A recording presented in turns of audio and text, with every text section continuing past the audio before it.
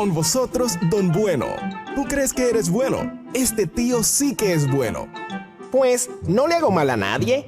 Es tan bueno que sería el primero de la cola para entrar al cielo. Anda ya. Don Bueno, ¿has cumplido los 10 mandamientos? Casi siempre. Los repasamos para ver si eres tan bueno. Vale. Perfecto. Vamos con este. No mentirás. Don Bueno, ¿nunca has mentido? Sí. ¿Y quién no? ¿Y cómo se llama el que miente? Mentiroso. Muy bien. ¿Y este mandamiento? No robarás. ¿Nunca has robado, aunque sea solo una vez? No. Pero me acabas de decir que eres un mentiroso. Bueno, de pequeño robé una vez caramelos. ¿Y cómo se llama el que roba? Ladrón. Muy bien, vamos con otro. No cometerás adulterio. Ah, ese nunca. Nunca he engañado a mi mujer. Hola, guapo. ¡Oh, tía buena! Jesús dijo que también cometes adulterio si miras a una mujer con lujuria en tu corazón. Vale. Otro más. No pronunciarás el nombre de Dios en vano. ¿Nunca has usado el nombre de Dios sin respeto? ¡Oh, Eso se llama blasfemia, Don Bueno. Dios te ha dado vida, salud y todo lo que tienes. Y tú has echado su nombre por tierra. Así que tú mismo estás admitiendo que eres un mentiroso, un ladrón, un blasfemo y un adúltero en tu corazón. Y van solo 4 de los 10 mandamientos. De acuerdo, no soy perfecto. La verdad es que es más serio todavía. Imagínate que hubiera un chip en tu cerebro que registrara todo lo que piensas durante una semana y que luego se expusiera en el cine para que todos tus amigos y familia lo vieran. Me moriría de vergüenza. Ya, la Biblia dice que Dios lo sabe todo, incluso los pensamientos más secretos de tu corazón. Bueno, soy un santo comparado con ciertas personas. Sí, es verdad, pero te tienes que comparar con Dios, no con otras personas. Además, incluso si solo pecaras 5 veces al día, en un año serían 1825 pecados. Y si llegaras a los 70 años, habrías incumplido la ley de Dios 127,000 veces. El día del juicio tendrás que responder por cada pecado. La Biblia dice que cada hombre tendrá que darle cuenta de sus actos a Dios. Pero Dios me perdonará, ¿verdad? Bueno, veámoslo en un tribunal. Hey, sé que cometo delitos una y otra vez, pero ¿lo dejamos pasar por esta vez? Solo un juez corrupto lo dejaría. Un buen juez diría: la justicia exige que pagues por tus delitos. Dios no es un juez corrupto, es un juez santo y justo. Odia el pecado. Jesús advirtió que en el día del juicio, todo el que haya pecado contra Dios acabará justamente en un lugar terrible llamado infierno, sin escapatoria durante toda la eternidad. Entonces, nadie puede ir al cielo. Solo hay una manera. Dios ama tanto el mundo que envió a su Hijo Jesús para vivir una vida perfecta. No pecó ni siquiera una vez. Entonces Jesús se ofreció para recibir el castigo de pecadores y culpables. Fue azotado, golpeado y crucificado para que se hiciera justicia y poder liberar a los pecadores. Luego Jesús resucitó y venció a la muerte. No puedes ganarte la vida eterna. Es un regalo de Dios para todos los que se humillen y acudan a Jesús. Él te perdonará, te limpiará y te dará un nuevo corazón con nuevos deseos. La Biblia dice que si estás con Cristo, eres una nueva creación. Así que deja de vivir para ti mismo, deja de pecar y ven a Jesús. Después, lee la Biblia y obedécela. Busca una buena iglesia que te ayude a crecer y entonces sal y cuéntale a los demás esta buena noticia. Le bendecimos a usted que se acaba de conectar a nuestra clase número 2 de discipulado, a los que escribieron la tarea ahí, los libros de la Biblia, los primeros 5 libros de la semana pasada, y también les animo a que escriban un versículo que se hayan aprendido de memoria. Continuamos con nuestra clase bíblica, nuestros primeros pasos con Jesús, clase número 2, y el tema de hoy es la Biblia. Así que vamos a trabajar hoy bajo el tema la Biblia. Así que espero que sea de gran bendición para que podamos seguir adquiriendo conocimiento de su palabra y crecer en nuestra fe. La fe viene por el oír y el oír la palabra del Señor. Así que es bueno escudriñar la Escritura y crecer en la fe y en la palabra. Así que bienvenidos, bienvenidas. Saludamos a Amparo, a Paola, a Fanny Pardo. Saludamos a Alejandra, Pastor Willington que está conectado. Muy bien. Y a todas las personas que están sumándose a este tiempo de discipulado. Es tiempo de crecer en nuestra fe. Así que continuamos en nuestros primeros pasos con Jesús. Bienvenidos, bienvenidas a esta linda aventura porque juntos queremos ser discípulos de Jesús. Discipulados somos río de avivamiento. Estamos retomando nuestra clase y les quiero regalar este versículo para que lo guarden en su corazón. Dice, pero el que persevere hasta el fin, este se salvará. Y se predicará este evangelio del reino en todo el mundo en testimonio para todas las gentes y entonces vendrá el fin. Eso está en Mateo 24, 13 al 14. Así que una gran señal antes del fin es que se predique la palabra hasta lo último de la tierra. La gran invitación para usted que conoce de Cristo, que siga predicando la palabra del Señor. Hoy les dejo esta palabra en su corazón y entramos en nuestra clase. Veamos la lámina número 3, que es donde arrancamos nuestra clase. Ya el tema de hoy, que es la Biblia. La Biblia. Así que a manera de introducción vamos a ver primero el significado de la Biblia, de esa palabra Biblia.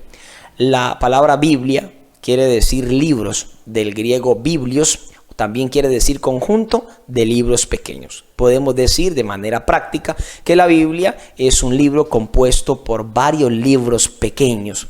Ese es un volumen de libros que hoy nosotros tenemos como la palabra de Dios. Así que ese es el significado de la palabra Biblia. Si usted tiene un aporte para hacer en los comentarios, lo puede hacer, una pregunta también. Y vamos a tener este diálogo también de este tema de hoy, la Biblia. Conjunto de libros pequeños del griego biblios. Eso significa la palabra Biblia. Avancemos. Así que vamos a ver también en primer lugar la historia. Y en esa historia vamos a ver el periodo de revelación. La palabra revelación es tomar algo que está oculto y sacarlo a la luz. Así que por mucho tiempo la palabra no estuvo disponible para toda la gente. Tuvo un periodo en el cual ella se consolidó hasta conocerse, hasta conformarse lo que hoy se conoce como la Biblia, la palabra del Señor. Ese periodo de revelación de la Biblia podemos describirlo de la siguiente manera. Los libros de la Biblia se escribieron en un lapso aproximado de tiempo de 1600 años. Así que más o menos 1600 años tardó la escritura de la Biblia. Pero el Antiguo Testamento tardó 1500 años aproximadamente y el Nuevo Testamento 100 años aproximadamente. Si no lo sabía, ya tiene un dato, dijo alguien para chicanear con los amigos. Ya sé cuánto duró el tiempo de escritura de la Biblia, cuánto el Antiguo y cuánto el Nuevo.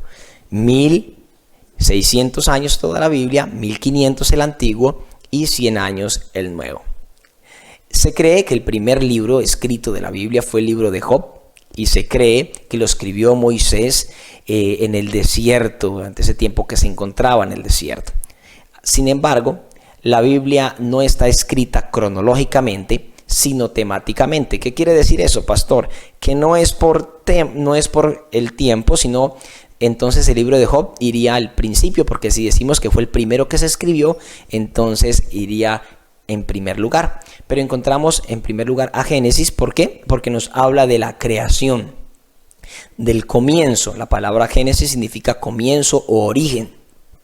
Entonces la Biblia está ubicada por temas, mas no cronológicamente o por orden del tiempo. Esto es muy importante. Así que la Biblia comienza con Génesis, hablando temáticamente, y culmina con Apocalipsis, que es escrito por el apóstol Juan más o menos en el año 95 después de Cristo. Y de esa manera ya tenemos una idea del periodo de revelación de la Biblia. Así que por mucho tiempo la palabra fue transmitida de forma oral, también se escribió en papiros y todo fue evolucionando, así que tuvo un proceso largo para hoy nosotros disfrutar de la Biblia, la palabra del Señor. Avancemos un poco, saludamos a Steven Cantor, a Erika de Alexandra, a Esther, a todos los que están conectados con nosotros.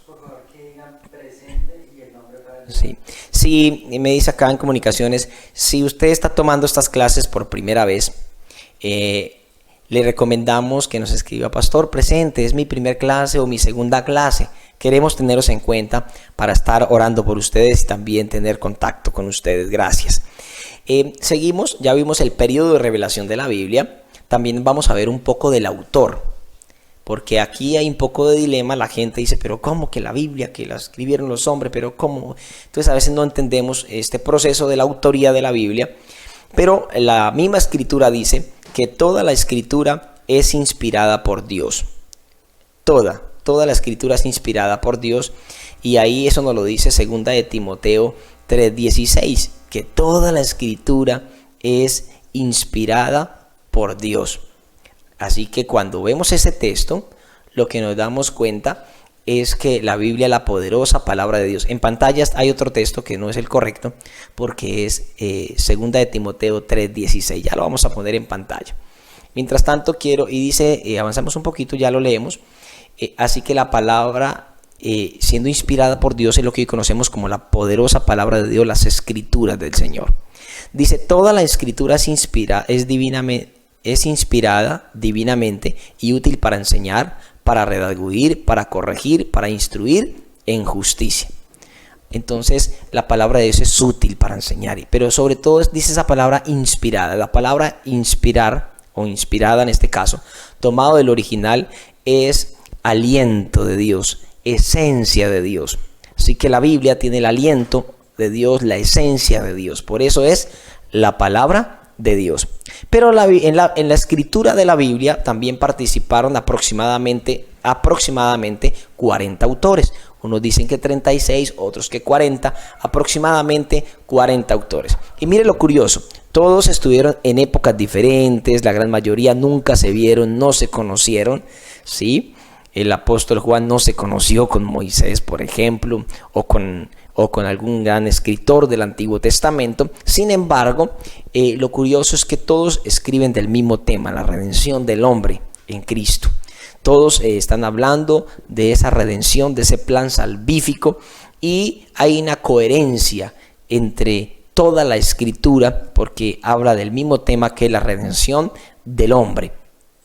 Y aunque nunca se conocieron y vivieron en tiempos diferentes y culturas diferentes, están unidos en la escritura, porque la Biblia dice que los santos hombres de Dios escribieron siendo inspirados por el Espíritu Santo. Así que el Espíritu de Dios les dio la inspiración y la revelación para escribirla. Ahora bien, pongo este ejemplo porque sin duda habrán personas que de pronto tengan algunas dudas. Pastor, pero si la escribieron 40 hombres y no comprendo muy bien. En los tiempos en que se daban cartas, los novios y los enamorados, vamos a poner este ejemplo. Vamos a poner un nombre X al azar, pongamos que Luna, se llamaba la joven, y el enamorado de Luna se llamaba Joaquín. Así que Joaquín le escribe una carta a Luna describiendo: oh Luna, qué hermosa eres, qué preciosa eres, mujer bonita, mujer maravillosa, trabajadora, de cabello hermoso, y empieza a describir acerca de Luna. Al terminar la carta, la pregunta es: ¿de quién es la carta? ¿De Joaquín, que la escribió, o de Luna? Y hay la gente dice: no, de Joaquín, no, de Luna. Sin embargo, cuando revisamos, la carta no es de Joaquín, sino de Luna, porque ella fue el motivo de la inspiración. Esa carta habla de ella. Lo mismo sucede con la escritura. Los santos hombres de Dios escribieron siendo inspirados por el Espíritu Santo. Y las Escrituras nos revelan a Dios, tienen la esencia de Dios, hablan de Dios y nos bendicen a nosotros. Un ejemplo más o menos acerca de la autoría de las Escrituras. ¿Cómo vamos acá? Seguimos aquí nuestra hermana Ángela escribiendo la tarea, a Rubí Romero, Margarita, ahí están, cualquier pregunta, cualquier aporte, ahí estamos. Saludamos a Jensi también, a Erika Vallejo. Seguimos en nuestra clase número 2, estamos viendo la Biblia. Ya vimos qué significa Biblia. Alguien me puede ayudar en los comentarios, significado de Biblia, y vamos haciendo una recapitulación. Así que usted me ayuda a escribir. El significado de la Biblia del griego significa conjunto de libros pequeños o biblios. Otro que esté piloso en la clase escribe: el periodo de revelación de la Escritura fue 1600 años, 1500 el Antiguo y 100 el Nuevo. Otro escribe: el autor de la Biblia es Dios, pero participaron 40 escritores aproximadamente. Otro escribe: la Biblia es inspirada por Dios, y así nos vamos retroalimentando. Avancemos un poquito. Quiero decirles que estas láminas que estamos presentando, usted las puede tener en su celular o en su dispositivo. Yo las voy a poner apenas termine la clase en mi muro y usted las puede descargar. Si no le aparecen, usted busca Freddy Andrés Clavijo Morales ahí en el muro o en mi perfil. Ahí las voy a dejar colgadas en el muro y usted las puede descargar. Avancemos, hijo. Entonces vamos a nuestra lámina número 6 y vamos a hablar los libros del canon sagrado y estructura de la Biblia. Entonces se entiende por canon la lista de libros sagrados. La palabra canon significa regla de medir. Entonces fue el método que usaron para medir. El canon regula la lista de los libros sagrados. Esa es la palabra correcta. O canónicos, que se declararon libros sagrados. ¿Por qué tienen que hacer esto? A través de los años hubo concilios, eruditos de la Biblia, gente estudiosa, experta en el tema, gente de Dios, que por años estuvieron revisando todos los escritos antiguos, mirando su originalidad y que realmente fueran inspirados por Dios. Y muchas pautas revisaron para determinar que esos libros eran inspirados por Dios. ¿Por qué, pastor? Porque en la época muchas personas escribieron también, y algunos plagiaron los libros, los autores. Entonces escribían libros y, por ejemplo, escribían el autor lo colocaban, por ejemplo, Isaías o Jeremías, y la razón era para que el libro tuviese más movimiento, pero realmente era un libro falso, era pseudo en cuanto a la autoría, es decir, usaban el nombre de un autor reconocido de la Biblia para darle salida.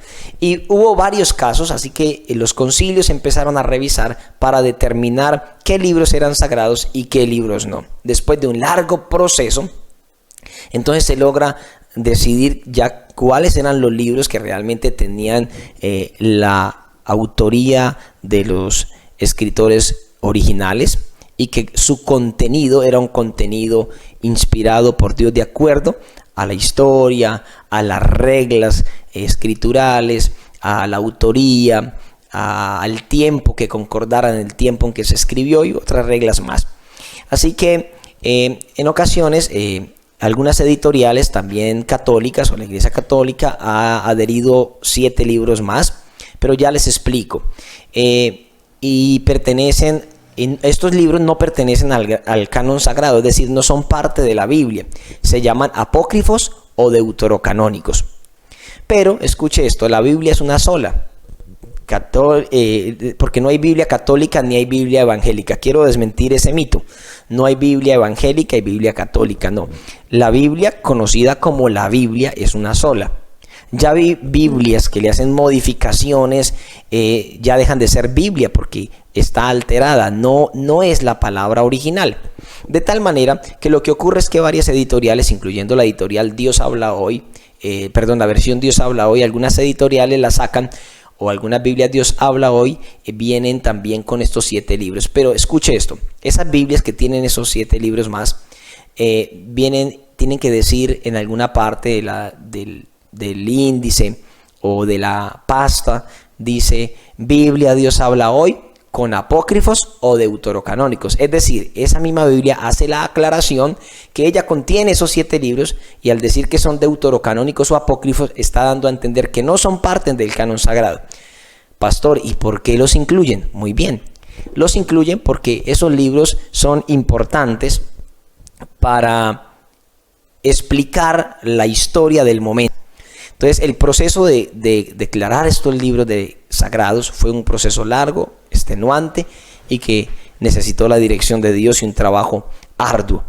Y hoy tenemos la palabra del Señor. Avancemos un poco. Ahora vamos a hablar un poquito de la conformación de la Biblia. ¿Cómo está conformada? La Biblia está conformada por dos testamentos, Antiguo Testamento y Nuevo Testamento. El Antiguo Testamento está formado por 39 libros. Ahí me pueden ayudar en la retroalimentación del video, de la transmisión. Entonces, recuerde que arrancamos explicando el significado de la Biblia, ¿sí? Y hemos venido avanzando, que es inspirada por Dios, 40 autores, 1600 años el periodo de escritura de la Biblia, 1500 el Antiguo, 100 el Nuevo. Luego hubo un proceso de canonización o declarar los libros sagrados. Y ahora estamos hablando de la Biblia, está conformada por dos testamentos y que el Antiguo Testamento está formado por 39 libros. Y contiene el trato de Dios con el hombre desde la creación hasta 400 años antes del nacimiento de Jesucristo. Algunas Biblias tienen una hoja en blanco en la mitad. Esa hoja en blanco en la mitad o esa división entre el Antiguo Testamento y el Nuevo Testamento representan 400 años que se llama 400 años de silencio profético. Se dice que en esos 400 años Dios no habló a su pueblo y se llama el silencio profético. Y vuelve a hablar el Señor anunciando el nacimiento de Juan el Bautista y luego el nacimiento de Jesús y se rompe ese silencio profético.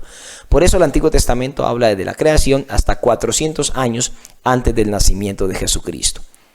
¿Cuántos libros tiene el Antiguo Testamento? 39, ya estamos aprendiendo. El Nuevo Testamento está conformado por 27 libros. Registra el nacimiento de Juan el Bautista, la vida y la muerte del Señor Jesucristo, la vida de la iglesia, su expansión por Asia, por Europa y termina con la revelación al apóstol Juan. Entonces, ¿cuántos libros tiene el Nuevo Testamento? 27. Seguimos entonces a la siguiente lámina. Vamos a hablar un poquito de los idiomas originales de la Biblia.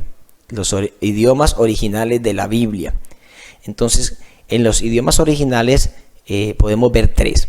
El primero es que el Antiguo Testamento fue escrito en hebreo. Y ahí les dejé un texto en hebreo por si de pronto quieren leerlo. Y se escribe de derecha a izquierda, no como el español que es de izquierda a derecha. Así que es un idioma bien particular. Algo de resaltar es que hasta el día de hoy este idioma se conserva intacto y eso es algo de resaltar. El griego, podemos ver que el Nuevo Testamento fue escrito en griego. Y ahí también tengo una frase en griego que ustedes pueden observar. Cuando hablamos del griego hay una particularidad muy especial. Es que para el tiempo de Jesús está dominando los romanos, pero ya han derrotado militarmente a los griegos, pero culturalmente los griegos siguen predominando. Predominan tanto que permearon toda la historia, toda la cultura, el arte. Así que el Nuevo Testamento fue escrito en griego y el griego era el idioma universal de la época. Hoy se habla que el inglés es un idioma que es universal, pero el griego era el idioma de la época. Todas las personas hablaban griego. Así que Jesús vino en un momento muy importante. Viene cuando el Imperio Romano está dominando y el Imperio Romano aportó todo lo que fueron las rutas marítimas y también caminos y carreteras. Por eso el dicho, todos los caminos conducen a Roma. Pero el griego se hablaba en todo lugar. Así que esto ayudó para que la iglesia creciera y el mensaje pudiese esparcirse a todo lugar. Porque la gente lo entendía y porque Roma aportó las rutas para poder, por ejemplo, los viajes misioneros de Pablo. Entonces las rutas fueron muy importantes. Jesús vino en el momento preciso y tenemos el Nuevo Testamento originalmente en griego. Y algunas fracciones pequeñas en arameo, que fueron algunas fracciones que se tomaron en arameo, como esa frase popular que decimos Abba Padre, que significa papito mío. Seguimos avanzando. Entonces el Antiguo Testamento fue escrito en hebreo, el Nuevo Testamento en griego y algunas fracciones pequeñas en arameo. Eso es muy importante. La división del Antiguo Testamento, esta división sobre todo se da para estudiar la Biblia. Entonces lo que hacemos es dividir los libros del Antiguo Testamento por bloques para estudiarlos. Entonces los primeros 5 libros de la Biblia se conocen como el Pentateuco, como la Ley de Moisés o la Torá. Estos 3 nombres se le dan. Estos primeros 5 libros, que fue la tarea que quedó de hace 8 días, Génesis, Éxodo, Levítico, Número y Deuteronomio, se conocen como el Pentateuco, se conocen también como la Torá o se conocen también como la Ley de Moisés. Luego encontramos 12 libros históricos. Luego encontramos 5 libros poéticos, que la poesía hebrea es muy especial, única en el mundo, porque es arrítmica. Y es decir, no tiene la rima como tiene nosotros, es diferente. Y es una poesía muy rica en el mundo, la poesía hebrea. Así que tenemos 5 libros en esta poesía, que son Job, Salmos, Proverbios, Eclesiastés y Cantar de los Cantares. Y por eso a algunas personas se les facilita aprenderse los Salmos o los Proverbios, porque están escritos de manera poética. Y también encontramos 21 cartas o epístolas. De esas 21 cartas me movió la lámina, hijo. Tengo que esté conectado conmigo. Estoy atrás, en el Antiguo Testamento. Ok, me movieron acá. Los 5 libros poéticos. Luego hablamos de profetas mayores, que son 5, que son Isaías, Jeremías, Lamentaciones, Ezequiel y Daniel. Y luego encontramos los profetas menores, que son 12. Pero quiero hacer una aclaración. Estas divisiones de profetas mayores y menores es para estudiar y para aprender los libros, pero no quiere decir que un profeta sea menor o mayor que otro, son profetas igual. Entonces quiero hacer esa aclaración. Ahora sí vamos con el Nuevo Testamento, que ahora nos habíamos adelantado. El Nuevo Testamento está dividido por 4 evangelios. La palabra evangelio, como dije en la clase pasada, significa buena noticia. Así que encontramos 4 evangelios, que son Mateo, Marcos, Lucas y Juan. Vamos a encontrar algunas pequeñas diferencias entre un evangelio y otro, y no es que esté mal la información o que se contradiga la información, sino que debemos entender que cada evangelista escribió a un auditorio en particular. Así que pensando en ese auditorio en particular, el escritor fue movido a escribir ciertos detalles propicios para los destinatarios primarios a quienes se les escribió el texto. Y luego encontramos un libro histórico, que es el libro de Hechos de los Apóstoles, que es el comienzo de la iglesia. Hay mucha gente que dice que la iglesia primitiva y que el comienzo de la iglesia, y dicen acá y que allá. Si usted quiere saber cómo comenzó la iglesia, léase el libro de Hechos de los Apóstoles. Y en el tema de las cartas o epístolas, que ahí fue donde nos confundimos hace rato un momento, 21 carta o epístola. De esas 13 cartas son paulinas. ¿Por qué paulinas? Porque las escribió el apóstol Pablo. La diferencia entre carta y epístola es que la carta va dirigida a una persona en particular, como Filemón, Timoteo o Tito, pero las epístolas van dirigidas a una comunidad como Romanos, los Gálatas, los Corintios. Entonces, para hacer un poco esa aclaración.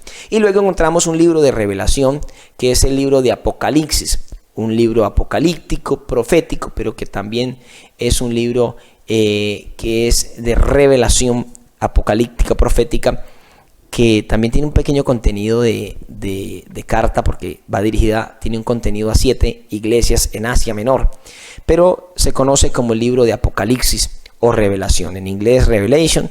Entonces es mostrar, y así arranca el libro diciendo la revelación del Señor Jesucristo. Así que este más o menos es el panorama de la división del Antiguo Testamento y del Nuevo Testamento. ¿Cómo vamos, mis hermanos? Estamos acá en clase. Saludamos a Kevin. A ver cómo van, que están comentando. Aquí lo estoy revisando. Saludamos a Luceneida, a Hermógenes Malaver, a Kevin Sotelo. Gracias por estar con nosotros en nuestra clase bíblica acerca hoy en el tema la Biblia. Así que en la totalidad podemos decir que la Biblia tiene 66 libros. Otro dato para que usted escriba en los comentarios. ¿Cuántos libros tiene la Biblia? 66. ¿Cuántos el Antiguo? 39. ¿Cuántos el Nuevo? 27. Y si alguien quiere escribir las divisiones, perfecto. Así todos nos retroalimentamos. Gracias por estar en el discipulado y crecer con el Señor Jesús. Avancemos entonces Ahora unos consejos para prepararnos a finalizar nuestra clase de hoy. Y los consejos es: ¿qué debo hacer con la Biblia? ¿Qué debo hacer? Lo que dimos anterior fue un poco de historia, un poco de información, pero ahora ¿qué debo hacer con la Biblia?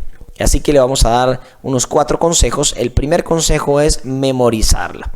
La Biblia dice en el Salmo 119:11, que ahí está escrito en la lámina, dice: en mi corazón he guardado tus dichos para no pecar contra ti. Y aquí aconseja la palabra que guardemos la palabra de Dios no en un cajón ni en una biblioteca, sino que la guardemos en el corazón.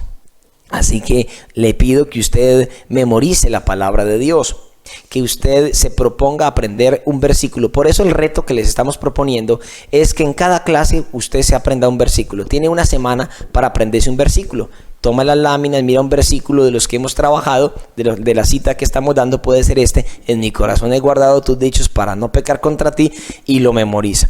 Busque la manera de hacerlo. También usted, mujer que es didáctica, usted que le gusta hermosear su casa, puede hacer decoraciones, cuadros, carteleras con textos bíblicos. Y va a servir para que usted memorice la palabra, y también para que sus hijos memoricen la palabra, y también para que el que nos visita pueda mirar la palabra de Dios y aprenderla. Les voy a contar un pequeño testimonio, que cuando yo andaba apartado del Señor, mi mamá intencionalmente en la pared de la casa donde vivíamos, y justamente al frente donde yo me sentaba a tomar mis alimentos, ella me escribió un versículo. Y lo hizo con esa intención.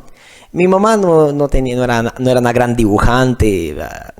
Yo recuerdo una vez que hizo una ovejita y escribió dentro de la ovejita: mis ovejas oyen mi voz y me siguen. Pero era una oveja terrible, horrible. Pero me acuerdo del texto. En otra cartelera, en una cartulina verde, me acuerdo, escribió: apártate del mal, haz el bien y vivirás para siempre. Y mira que lo aprendí. Entonces busca la manera. Cada uno tiene mecanismos diferentes de aprender. Lo puede poner, imprimir, si tiene la oportunidad, lo pega en la pared.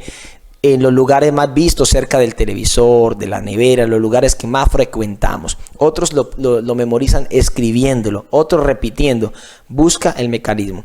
Hay gente que dice: no, pastor, yo no puedo memorizar la Biblia. Pero si se acuerdan del último capítulo de la novela, del chisme de la cuadra, y no se olvida. Entonces no es el problema, no es la memoria. También hay un problema espiritual. El diablo no quiere que memorices la palabra, porque la palabra se hace poderosa cuando empieza a guardarse en el corazón. Así que memoriza la palabra del Señor. La palabra está escrita por ¿cuántos escritores, Anderson? Aproximadamente 40 escritores. Así que les vuelvo a recordar ese detallito. Seguimos. Otro consejo es estudiarla diariamente. Anoche hablábamos de una fe saludable en el devocional y dijimos que un síntoma de estar enfermo espiritual es que empiezo a desconectarme de la palabra. Ya no la leo diariamente, sino día por medio o una vez a la semana, y empieza a mostrar un síntoma que ya no estoy saludable en mi fe. Un creyente saludable aprende el hábito de estudiar la palabra diariamente. Entonces dice: escudriñad las escrituras, porque a vosotros os parece que en ellas tenéis la vida eterna, y ellas son las que dan testimonio de mí. Juan 5:39. El consejo incluso aquí no es solamente leerla, sino el consejo es escudriñarla, que significa estudiarla, buscar en ella, estudiarla. Así que puede tomar un diccionario para buscar la palabra que no entiende, leerla en otra versión bíblica si no la comprende, preguntar a un líder espiritual, a su pastor, si no entiende, porque la idea es poder estudiarla, escribir. Le doy un consejo: siempre tenga su Biblia. La puede descargar ahora en el celular por la Play Store. Hay una versión maravillosa que se llama la YouVersion. No sé si Michael me ayuda a escribir ahí o buscar el link. La YouVersion.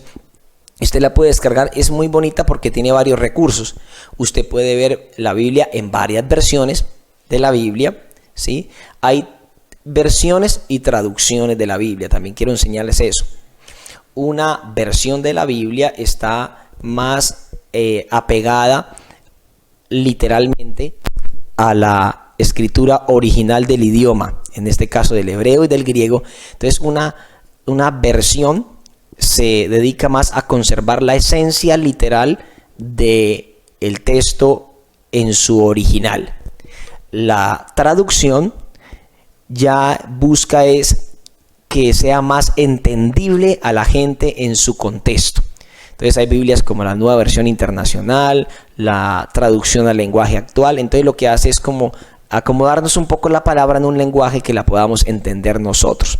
Pero las dos son la palabra de Dios, pero quería explicarles ese detalle. Esa YouVersion también tiene videos, recursos, planes de lectura. Bueno, si usted la puede descargar en su dispositivo móvil, va a ser una gran bendición.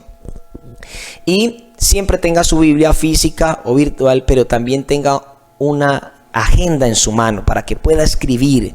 Si la tiene física, unos lapiceros de colores para rayar esa palabra que te llamó la atención. Eso no es pecado, es que tú guardes, la haces bien bonita, la colorea, lo que Dios me habló.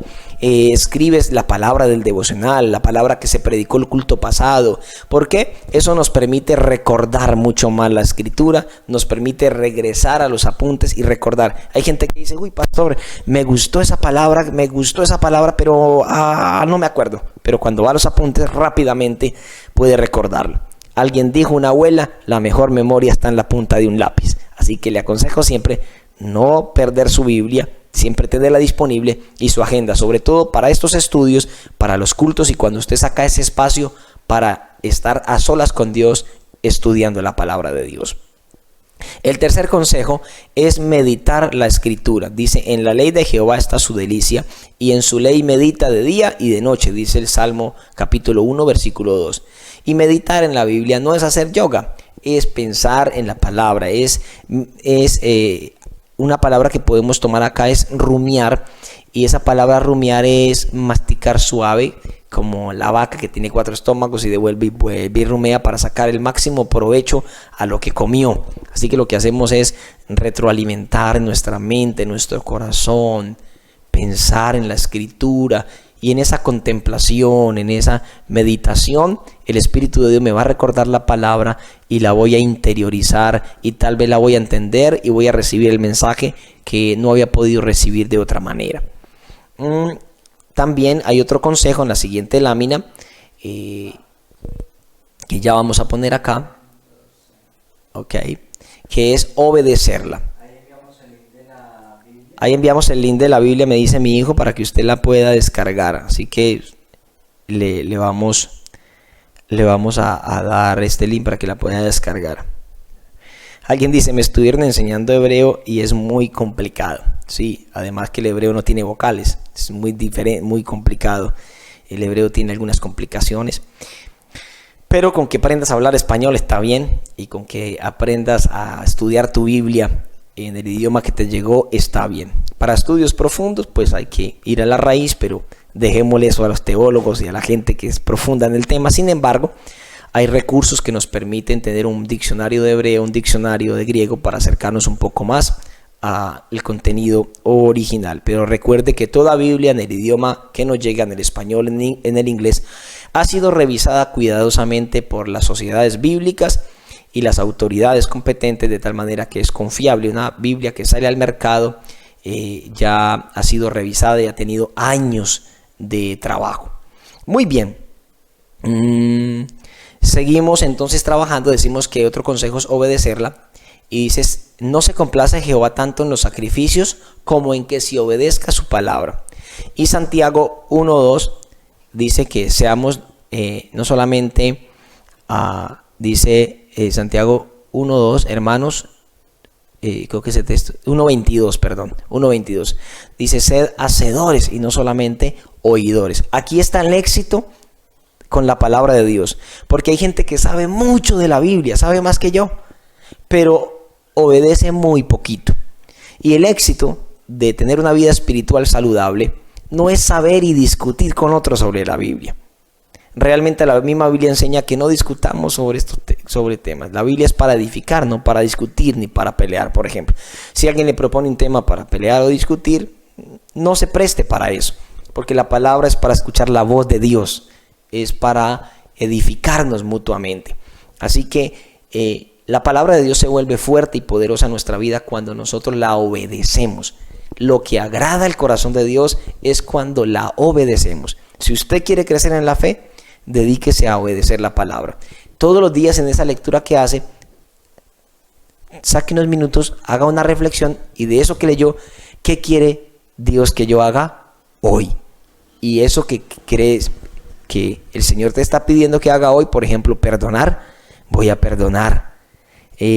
No voy a dejar que la ira me domine, voy a concentrarme en eso. Voy a amar a mi prójimo, voy a amar a mi prójimo. Esa enseñanza que recibió, practicarlo y que se convierta en el estándar de vida para nosotros, entonces se vuelve poderosa, transforma la vida y revela en nuestra vida que Cristo vive en nosotros. Así que mi mayor consejo es obedecerla.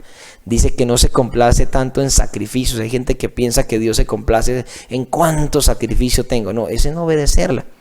Y en el texto anterior que leímos, en uno de los puntos dice que en la ley de Jehová está su delicia. Es decir, no es algo cansón o harto para mí, sino que la palabra de Dios se convierte en un deleite. Y debemos tener reverencia por la palabra, respeto por la palabra, como predicaba el miércoles creo, y dice que la palabra de Dios es Cristo encarnado. Juan 1:1 dice, en el principio era el verbo era con Dios, el verbo era Dios. Entonces, y ese verbo habla de la palabra, o sea que en el principio era la palabra, pero la palabra se hizo carne y habitó entre nosotros, representando o simbolizando al mismo Señor Jesucristo. Así que tengamos respeto y valor por la palabra del Señor. Y algunos datos importantes que les dejo ahí al final para que usted de pronto pueda crecer en la curiosidad de querer crecer más en la palabra. Pero hay unos datos importantes. ¿Sabía usted que la Biblia es el libro más vendido en la historia? Hasta el 2011 se vendieron 3.900 millones de copias. Imagínese, 3.900 millones de copias. Es un libro más vendido en toda la historia. El libro secular que más se ha vendido es el libro de Harry Potter, como con 800 millones de copias.